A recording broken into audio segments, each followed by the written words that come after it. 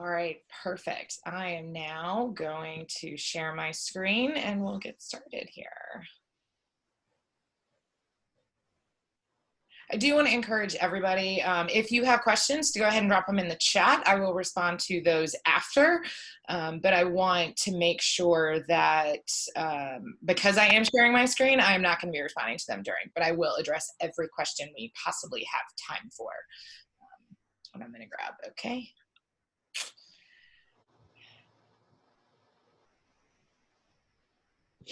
All right, yes, I made a slight tweak to the title today, but we are going to discuss how to market and sell during a pandemic, specifically, without feeling super salesy. So a little bit of background, in addition to my incredible skills at rapping Eminem. I'm originally from New Orleans. I then came, well, I guess transition here, yes. I lived in London for about a year. I went to college in Miami and spent 7 years down there, including 3.5 years living on South Beach. It was everything you thought South Beach would be, minus the, terrible things that would completely ruin your body and make you stupid. And then I also lived in Washington, D.C. for 7 years before coming back to Chattanooga. I went to middle school and high school here, and so many things about the city had just kind of improved and changed, and it was a better fit for the life I was looking for, and I am thrilled to have come back. A few of my favorite things. Mardi Gras is hands down my favorite holiday. It's absolutely amazing and the epitome of being able to talk to strangers at all times. I am keeping my fingers crossed that it will happen next year, though I have a feeling it's not, which is kind of sad. My brother is my best friend. We are often mistaken for twins despite our height differences and the 3.5 years in between us. We did not intend to dress the same on this day, but that just kind of goes towards our personalities. I love beverages, and that is a fact. I start my morning every single day with PJ's Coffee, which is from New Orleans. One of my latest mugs I got that was really fun is the Golden Girls, because they're just amazing and happy. I am also a very big bourbon fan. I like adult beverages as well. I forgot to update my BNI bio, but I do actually have 3 pets now.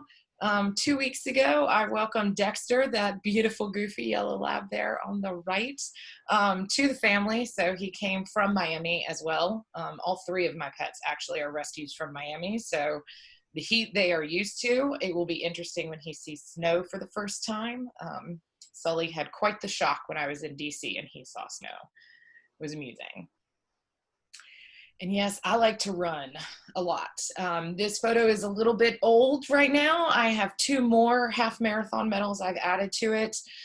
But starting in November of last year, I ran my first half marathon. I have done 5 so far in 2020. I did not anticipate that they would be all virtual, with the exception of 1, but they are done. They are fantastic mental challenges. I'm telling you, your body can get on board. Your mind is 100% the part that you have to work through. So here's the fun fact, and this is the biggest lesson you're going to start with today. This kind of runs through everything, and I will say it more than once. The world of February 2020 is not the world that we are in today, okay? The things that you thought you knew about how to market, how to sell, ways to promote your business have all changed. And this is going to walk through exactly how you need to address those problems because our world is different. The first thing, you have to determine your ideal client. Now, you may be sitting there saying, Channing, I know exactly who my ideal client is. I have worked in this business for 20 years, or I've been around for 5 years or 1 year, whatever. I know exactly who I'm targeting. The thing that's important to remember is that they have changed, right? And the way that you're doing business now has changed, which will either open you up to a new ideal client, or, as I think a lot of businesses are learning, and a lot of consumers are learning, that you may not want to have that same client you had in February, right? Whether we like it or not, the way that businesses are talking about the issues surrounding the pandemic is changing our perception of who we want to do business with. That can be because of the things they do say online, or it can be because of the things that they don't say, right? If your favorite business has gone incommunicado the past 4 months, but another business who was one of their competitors, so to speak, has not and has been sharing a lot of information and really staying present, you're going to shift as an individual consumer your buying power. All of your consumers and ideal clients are doing the same thing. So we have to reevaluate who your ideal client is. Here's how we do that. Right? This is your white whale. Okay. And I say the ideal because the best lesson in marketing is you actually want to start by targeting the 90% of people that you love to work with, or you love to have buy from you, right? Because they're the ones that are going to make it the most fun for you, which most people, quite frankly, we spend the majority of our lives working. So who wants it to suck all day? I surely don't. If you're an entrepreneur, you don't want your business to suck either, right? You want to enjoy what you're doing every single day. So you want to be the people that are absolutely awesome, you have the most fun with, require the least amount of hand-holding or time maintenance for the highest profit share, okay? Who are those people you love? So step one is determining, quite frankly, who are they, right? What is their title in life? Are they the CEO? Are they the marketing manager? Is it someone who's retiring? Someone who has already retired? Is it a working mom? Is it the homeowner? Is it the future homeowner, right? Is it renters? Which each one of these things gives you that basic level of starting point that you will later use in your marketing. Okay, so it's incredibly important to have this legit title, whatever that may be, for who it is that person that makes your life both the most fulfilling and easiest and most fun client to work with. Then we break it down and we get a little more detailed with their traits, okay? Are they the 25-year-old entrepreneur? Are they a CEO who's 60 plus, nearing retirement, but has been working on this from the beginning, right? Part of the old, the old boys club, but still incredibly knowledgeable and very active in the business? Is it that 30 or 40 something mid-level professional, right? Who's worked for larger companies or who's considering starting out on their own? Okay, these things are going to give you more indication about where they are spending their time, both in life as well as online. All of these things are what later tie into how you reach them and where. What are their primary responsibilities at work? Keeping in mind, these things may have changed.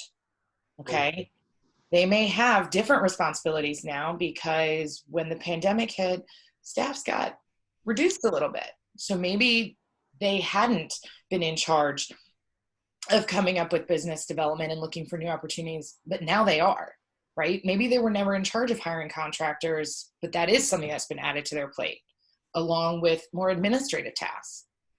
The more you understand about what they're in charge of doing will help you hone in on who the real decision maker is and how they're spending their day, which later gives you an indication of what time of day you can reach them as effectively as possible and therefore be a benefit to their life and not one more nuisance phone call or one more email they have to reply to.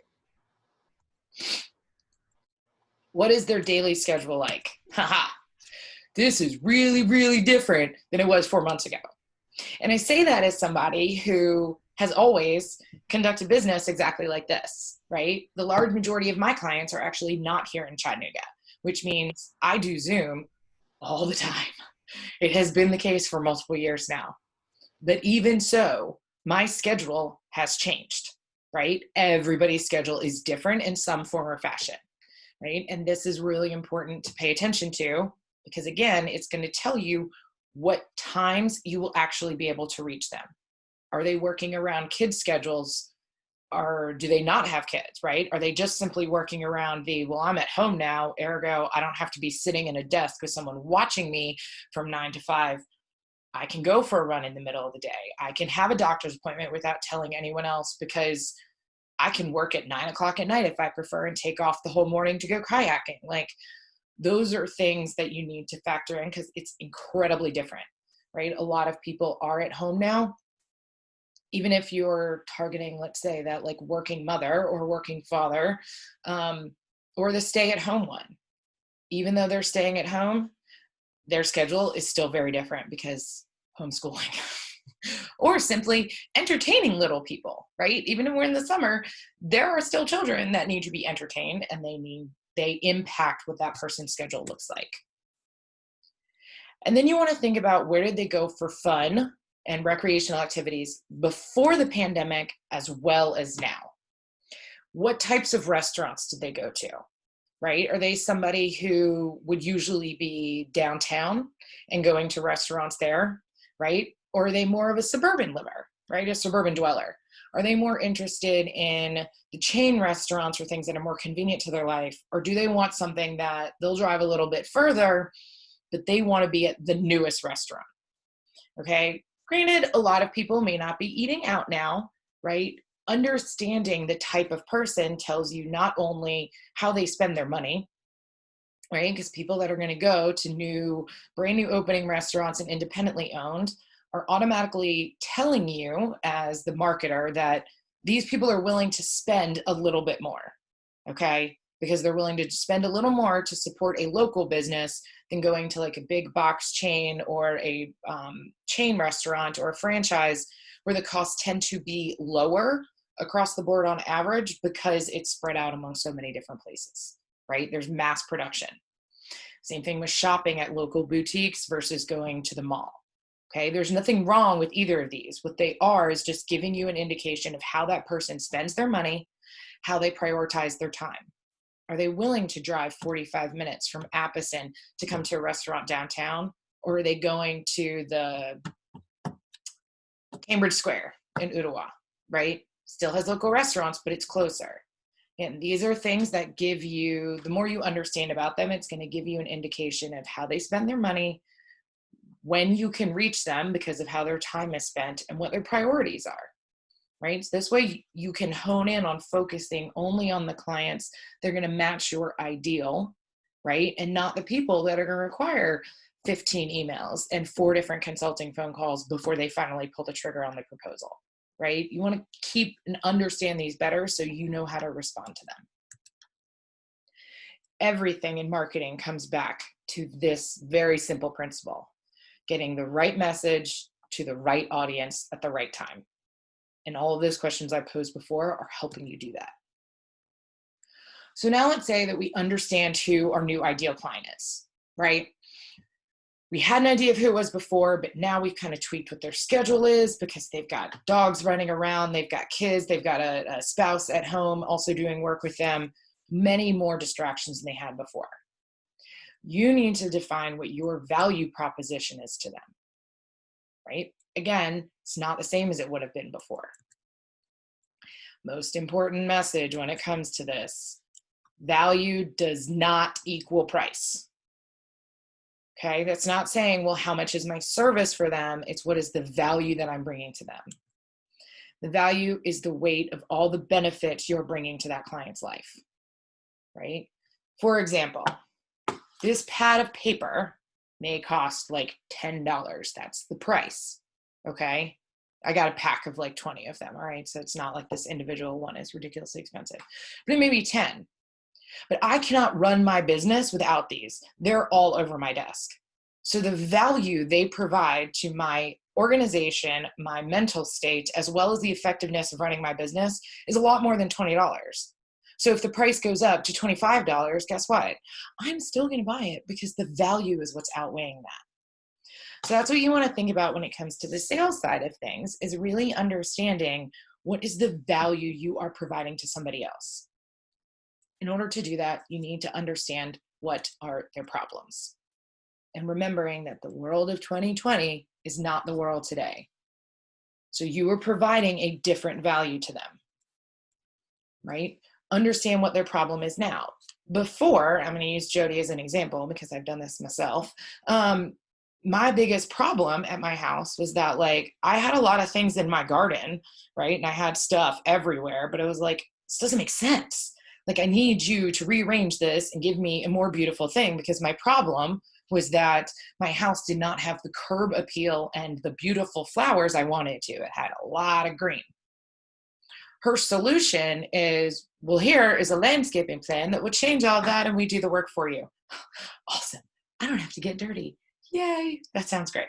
Okay. That was 4 months ago. What is my situation now? Now, the problem she needs to overcome is, of all of the expenses that I'm trying to juggle and move around right now, where does landscaping fall in that? Maybe my income has been impacted by COVID.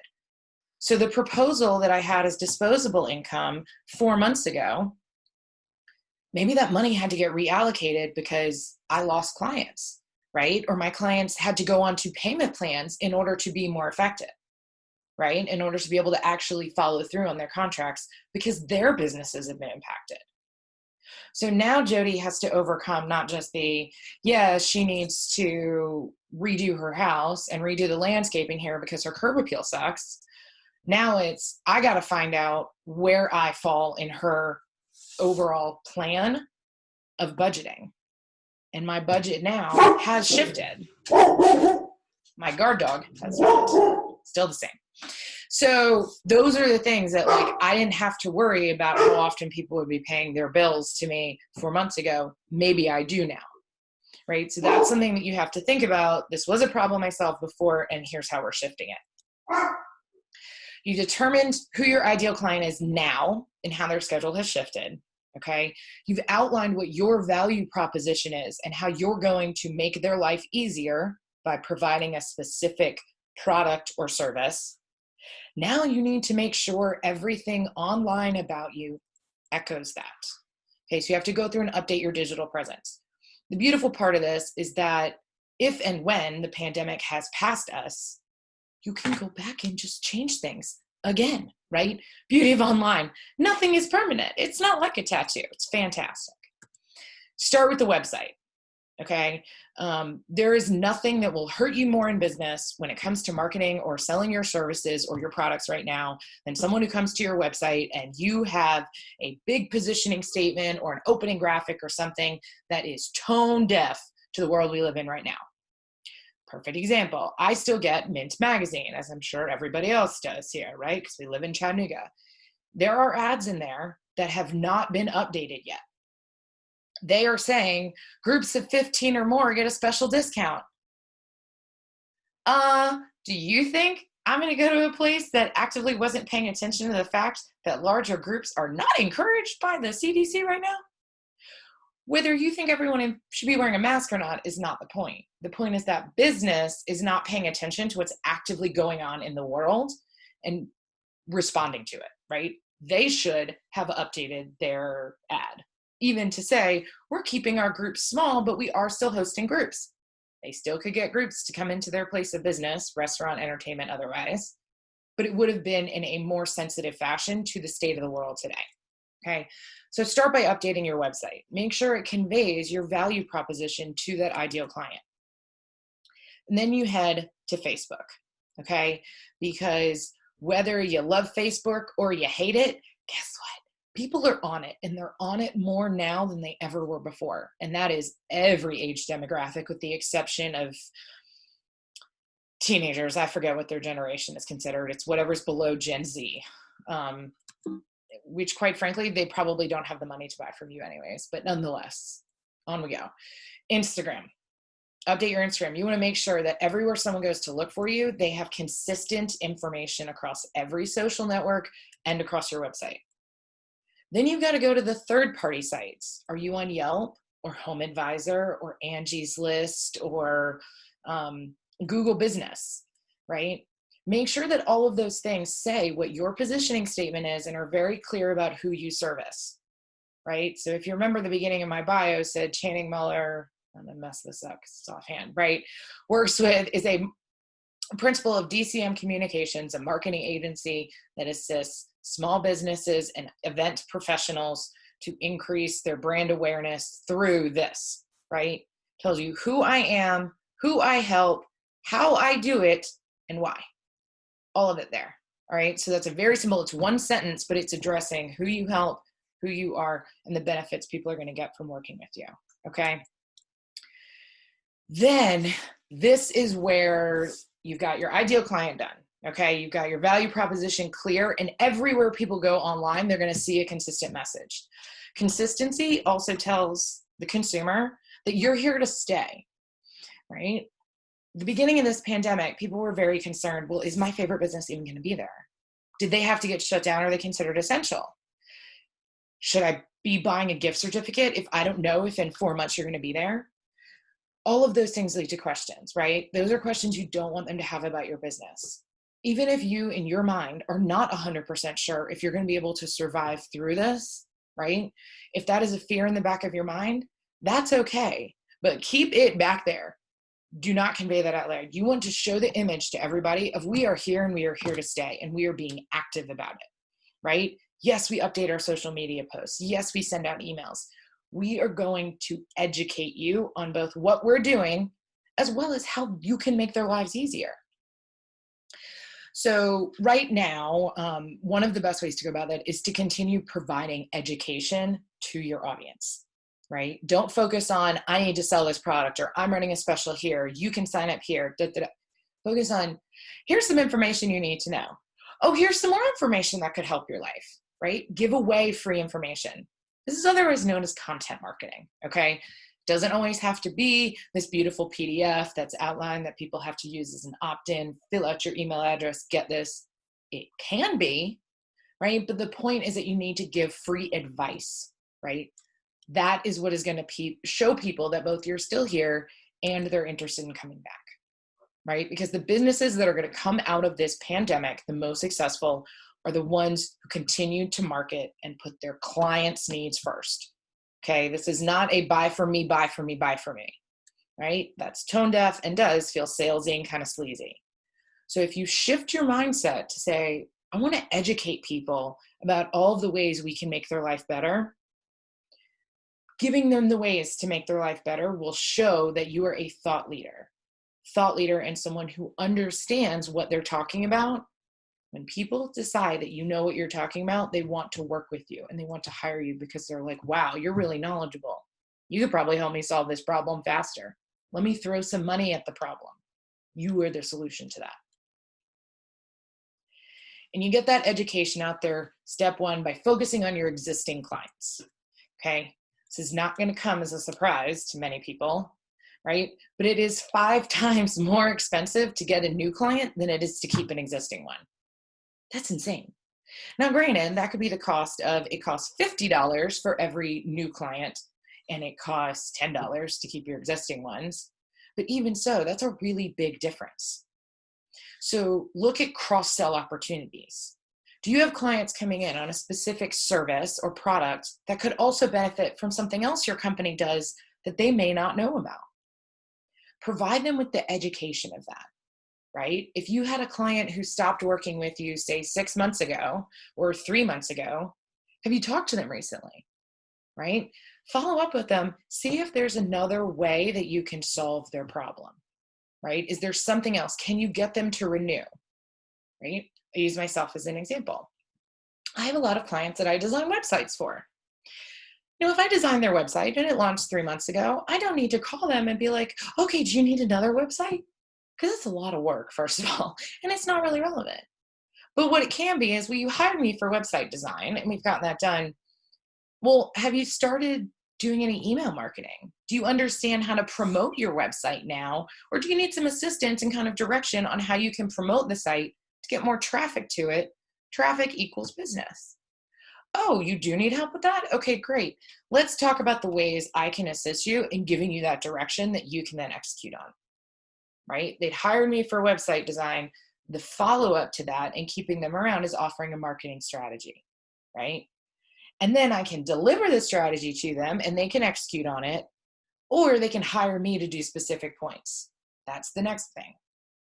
So this is the opportunity where you have to diversify what your service and product offerings are, right? If you are selling a tangible product, well, is there a complementary product that someone could buy too?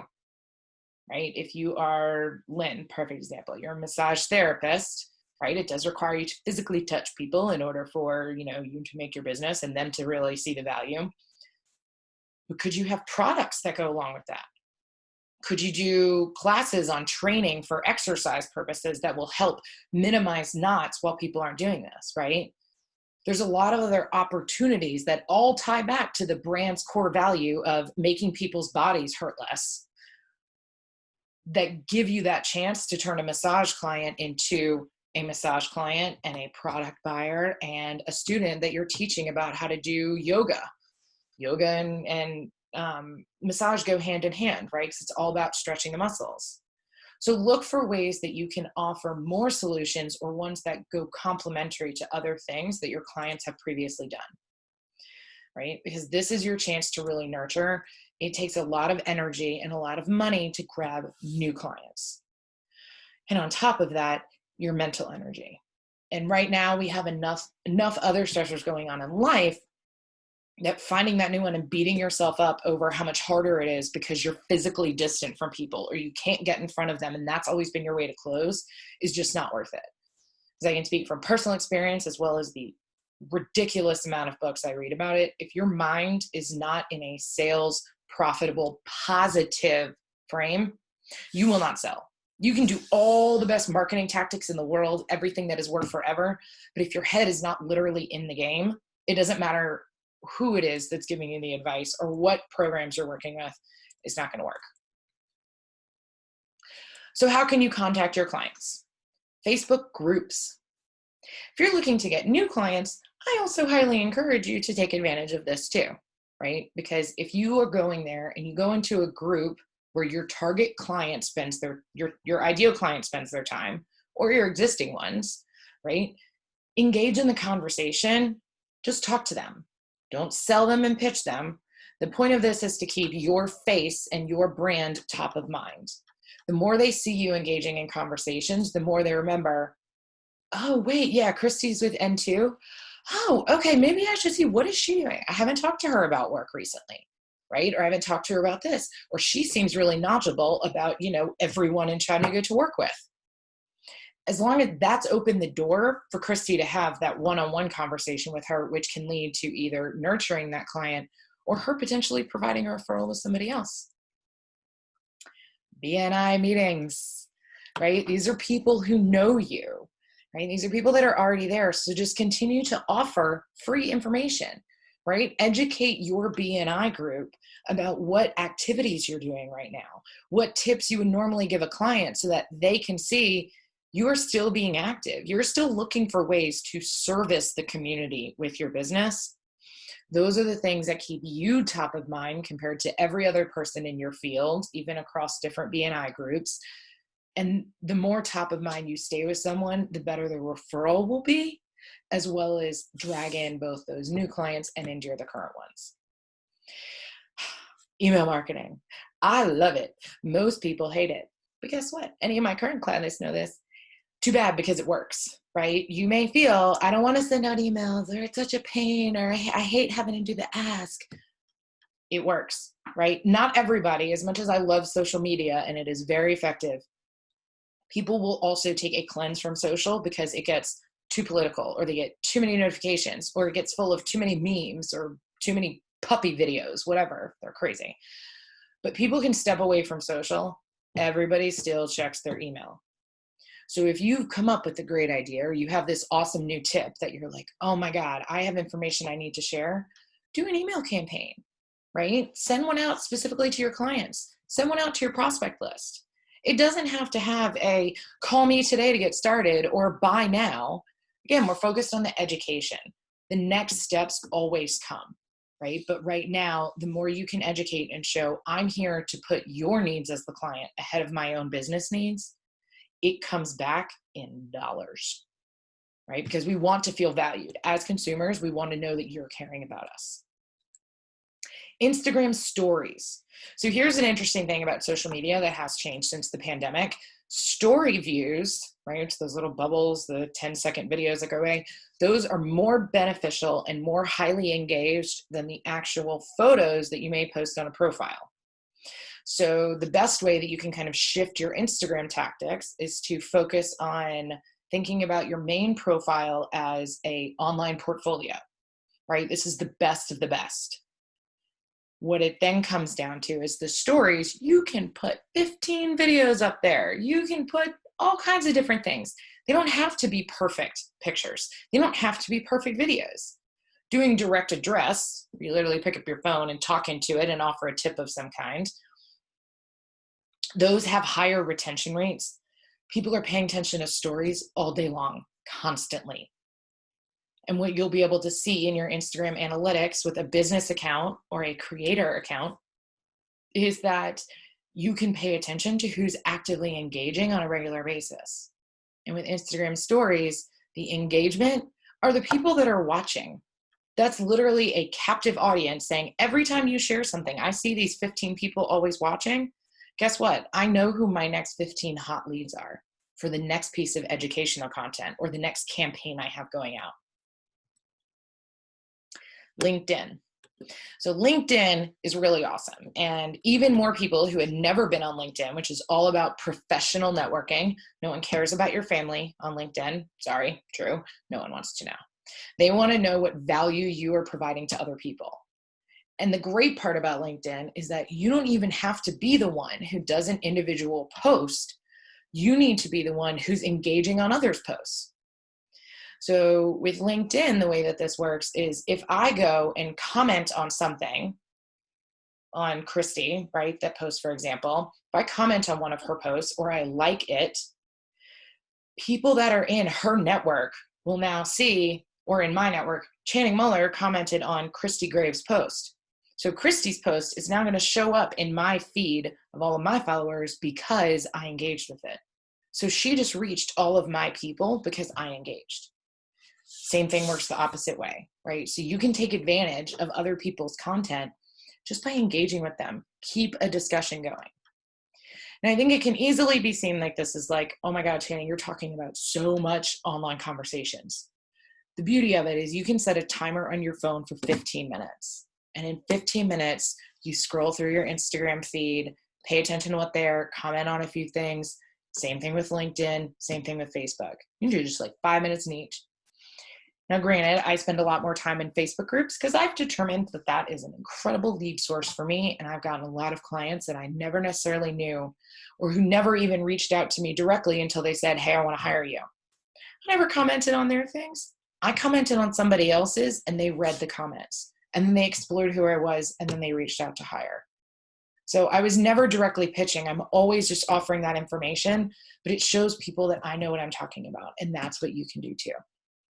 So at the very least, you do 15 minutes in the morning, 15 minutes in the afternoon or evening, scroll through, engage, and that's it, right? You can't do 15, do 5 minutes. Still works. And then step 6 is usually make the ask. But I don't like that. Because what you really need to be doing is focusing your mindset on offering a solution. People tend to say that they feel salesy because I've always got to make the ask or close the sale, right? This is a very like antiquated boiler room type approach to sales. And then if you get rejected, you often feel like crap, or that maybe my solution is not good enough, or maybe I was talking to the wrong people, or, oh my God, I'm terrible at sales. And then your mindset goes to shit. And then once it does that, your sales are not going to happen. So instead, you want to shift everything and think, I found this awesome person. I've got great information and I can solve their problem. So you want to offer them the solution, right? Remember this, you identify that they have problems now and their problems have shifted with the pandemic and you have a solution, whether it's the same one you had before, repackaged a little, or it's a new service offering or new product you've come up with to re-engage those past clients, but you are offering a solution to their problem. They can either take advantage and everybody walks away happier because their problem is solved and you have money in your pocket, or they can say, no, it's not ready. Okay, well, they're going to continue living on the problem and you're going to move on to somebody else because you know your solution works. People are still spending money during this pandemic. They are just spending it in different ways, right? What may have had a lot of money going to eating out before is now going to be put towards takeout, which is still less expensive, right? Because they're not usually getting alcohol along with that, or the delivery fees are less than tips and everything else. So instead of doing that, they could be getting takeout or they could be spending more on groceries. If they're eating at home more often, chances are they're saving money from those movie tickets and the snacks that went with it and the different museums they went to or outdoor activities, right? When the weather's crappy, if they're saving money on those, they're putting it into other areas like home improvement, okay? Or buying things online, having them delivered, doing online entertainment, right? Doing things that make them feel better. right? Whether it's products or it's services or it's, Disney Plus, because it's funny and amazing, by the way. But it's one of those that we're still spending money. We've just shifted how it is that we're spending it. So that's where it goes back to those beginning client traits, is if you think about how people had spent money before the pandemic, where did they go to restaurants? What were their recreational activities? Then you look at the state of the world and of our city and determine, well, do they still have that option? If not, okay, where else is it going to go? Right? Where else could that money go? I could be providing that. So when you sit there and talk to them and say, look, I know things have changed. We can't go out to restaurants so much.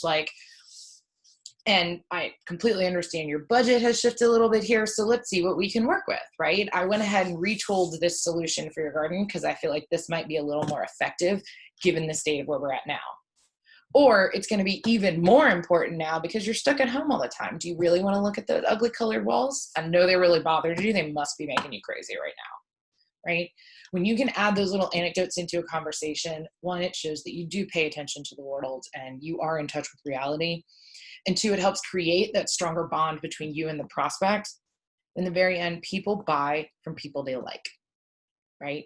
If they like you and they bonded with you, it doesn't necessarily matter what it is that you're selling. They're going to find a way to work with you. It's the same thing with your referral partners, right? It's the reason we do one-on-ones at BNI. As long as someone likes you and they feel like you're on the same page, they're going to find a way to work with you.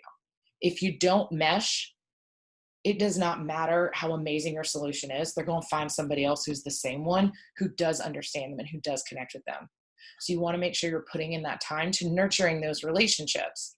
And it doesn't always have to be a lot of time, right? Email marketing can take 20 minutes to write the email, 20 minutes to set it up, and then it can go out to hundreds of people on your list, or even 10 at one time. Point is that you want to nurture those relationships, and there's a lot of ways to do that while still being socially distant, just also being mindful of how it is that people are spending their money now. That is what I've got for you. I am Channing Muller with DCM Communications, creating and teaching you effective marketing tactics. You can find me on Instagram and Facebook at DCM Communications, or online, exact same website. I tend to be redundant in that way. All right. Now I'm going to stop sharing real fast and I'm going to see, does anybody have questions, comments, thoughts? Jody wants me to wrap M&M. That's not going to happen today, but it will. I do. I really do. There are 10 minutes left. It's totally possible, but no. I have a question about the email marketing campaigns and building that list for a specific group. I seem to run into roadblocks with it. So is it something that you can just do and generate through your website, or is it you have to get like MailChimp or Constant Contact or? Yes, you need a third-party email marketing program. MailChimp is a wonderful one. It's very good for people who are also not the most comfortable with in-depth technology and features. It has a very clean user interface and kind of walks you through the steps. Biggest benefit, MailChimp is also free until you hit 2,500 contacts. Okay, so there's certain features that are locked and part of the paid subscription, but it's a really good start. And one that I would encourage anyone who has not done email marketing before to start with MailChimp or with, what's the other super easy one to go? Like Constant Contact or? Yeah, something. Constant Contact is used by a lot of corporate and enterprise companies. It's great. Don't get me wrong. I'm a big fan of that. I'm also a fan of iContact and Sailthrough and HubSpot. But they are a step above. If you haven't done this, they can be overwhelming on the back end simply because of the sheer amount of settings and options you have, which may not fit your business originally. And then, so from what I'm hearing, from everything that you shared with us today, and thank you for doing this, then a good campaign would just be educational, offering up like update what I'm doing with my services, asking questions maybe to look for engagement. Well, I would even, like you could even do a campaign simply around the fact that like, okay, so perfect example, I'm standing right now. I happen to have a standing desk, right? Well, people are working from home. Most people who have not been working from home sit down. right? Maybe at the office, they had the opportunity to stand up and go have a meeting somewhere else, or have a walking meeting, or walk and talk to other people, go to offsite meetings. Maybe they're finding themselves sitting down more in a day now that they're at home. So you can be like an email campaign, having extra like lower back issues, or your shoulders getting tight from sitting at your dining room table these days. Here are some stretches. There we go. Here are some stretches that can help with that. Gotcha. Right? You don't need to say, and if you can also hire me for a massage, you just need to show them like, here are some stretches, right? They know that this is coming from you because you are a massage therapist. You know what you're talking about here. So you're giving them some free tips for how to stretch out their shoulders, or how to use a foam roller, for example, right? If like the bottom starts to hurt from sitting on it all day and your glutes start to get tight, or suggestions based on what their life is like. Gotcha. Right. And then you can, in a nurture campaign or further down the line, be like, hey, I've done some massage on here. Do you know that I'm also doing XYZ? Or I'm going to do an online tutorial like this where I show you the proper way to stretch your shoulders, or how to use a tennis ball. You can record a video, how to use a tennis ball to loosen up plantar fasciitis. If people are doing more outdoor activities than they have before, running on concrete and pavement is a lot more difficult than running on a treadmill, for example. Do you see what I'm saying? Yeah, I get it. Thank you very much. Scott. So I'm sitting here ruminating on more than one thing you said and trying to correlate it. Okay. And it is centered around email marketing. Okay, you made the comment previously, which I totally agree with, and has been consistent with the training I've given in salesmen, is you've got to feel it inside, because you emote. You know, the person that you want to portray is that core person. You can't put on airs. I hate getting emails from people trying to sell their whatever. Mm-hmm. And you're saying that's fine, but it works. So what I'm saying is that's where you don't want to be sending pushy sales emails. Buy this. Here's what I'm doing. You want to send educational emails. And yes, I agree. I do think that it can be very frustrating to get emails that you were not expecting, or like, hey, buy this. We're having this sale. Do this. People will tend to unsubscribe. Statistics show email marketing is still the most effective for converting faster. So what's your business's auto something? It's auto repair. It's transmissions and full service auto repair. So Okay. we do collect emails, email addresses. Mm-hmm. We have not used those. If we do use them, it's usually for communication. But So a we all know that a basic premise is you've got seconds to capture someone's attention before they turn you off. Mm-hmm. So if your point is to make that a piece of information that they want to know, and not something you want to tell them about yourself, Mm-hmm.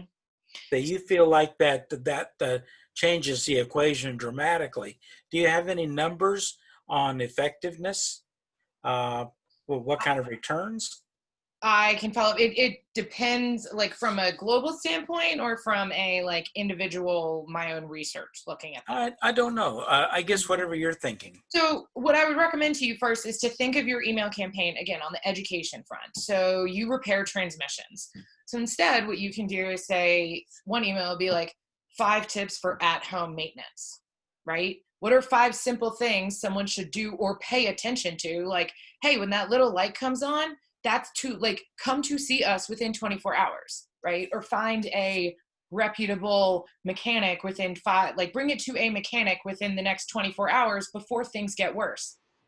Well, the email is clearly coming from a company that can do this. So the chances of them going to some other mechanic versus the one who gave them some practical tips they can do on their own, much less, right? So focus on what are the things they can do, or it's hotter outside. What are the additional car maintenance things you should be paying attention to?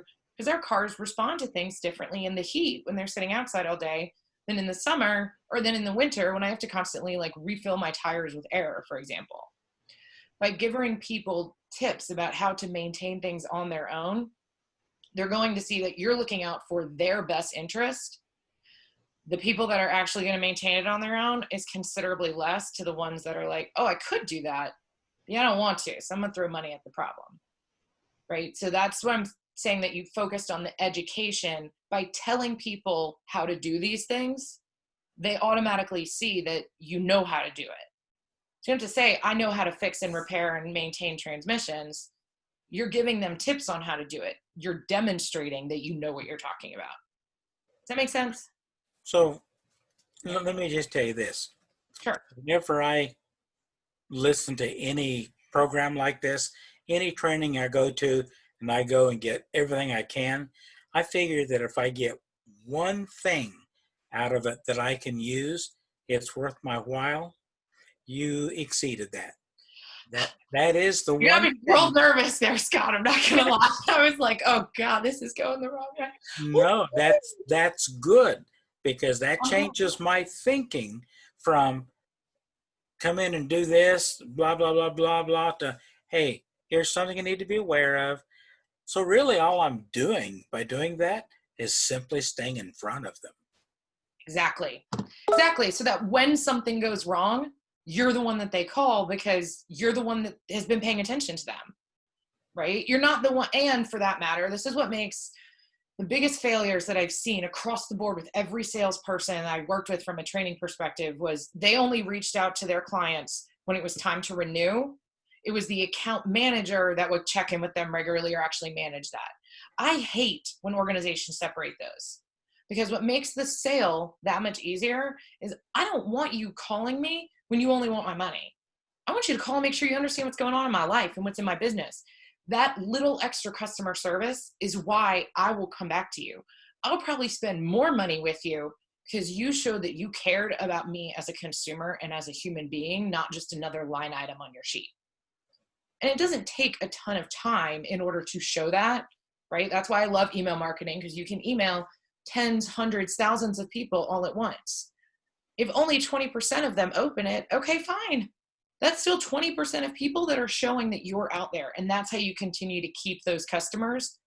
And then they turn and tell their friends, right? There is a word of mouth push that goes with that, because you showed you were after the client's best interest, not the bottom dollar, right? Which is why more people will tend to spend money with you, because of the fact that you put humans above dollars. Okay, I think we're going to need to do a one-to-one fairly soon. All right, I'm game. All right. All right, any other questions? I know we're right up at 12:30 right now, so I'm happy to stick around a little longer and ask, but if other people, answer rather, if other people need to jump though, I completely understand. So anything? I just want to remind everybody, just a friendly reminder, admin reminder, make sure you give yourself credit, CEU credit, please. So 1 hour in-person training, so you get 1 credit hour. So please do that, and that will count on the Power of One report. Fabulous job, Channing. Thank you so much. Thank you. If y'all did enjoy this, and Scott, I would love this, either Google or Facebook review for DCM Communications would be much appreciated if you found this beneficial in some way. Oh, there we go. Scott, if you want to check the chat, Christy has some ideas for you on the marketing perspective and the email marketing tips. I think, did Erica have another question? Yeah. Oh, I can't hear you. It doesn't show you muted, but no. That's weird. I can't hear her either. I could hear you a second ago.